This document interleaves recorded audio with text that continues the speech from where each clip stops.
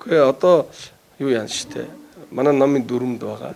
Тэгээд энэ намал шийдвэр гаргах нь штэ эцсийн шийдвэр. Тий. Шийдвэр гаргах ягаачгүй байна. Одоо төтгөлзүүлсэн хэвээр байгаа шүү. Намын гишүүнчлээс гарсан.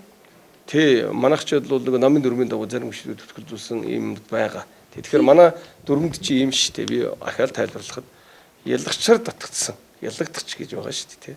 Ялгчаар татсан гишүүдийг одоо нөгөө төтгөлзүүлэх санал тавьдаг. Өөрөө одоо төтгөлцөхгүй бол нөгөө хяналтаа ороо шийдвэр. Хэдэн гишүүний төтгөлзүүлсэн байгаа юм бэ? Ерөнхийдөө дэвших эрх нээлттэй үлчээд байна л да. Шүүх эцэслэн шийдвэрлээгүй бол гэдэг чигээр дэвших эрх нээлттэй үлчээд байна л да. Тэгэхээр нам энэ дээр яах вэ?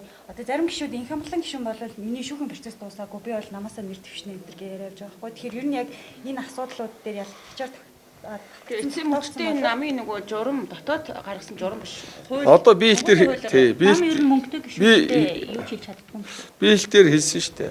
Нам нэр дэвшүүлэхдээ 3 зарчим баримтлана гэж байгаа. Нэг дахь асуудал нь тойргуудад хийгдсэн социологийн судалгаа олон төмний дэмжлэг ямар вэ? Энэ хамгийн гол нэг номер асуудал.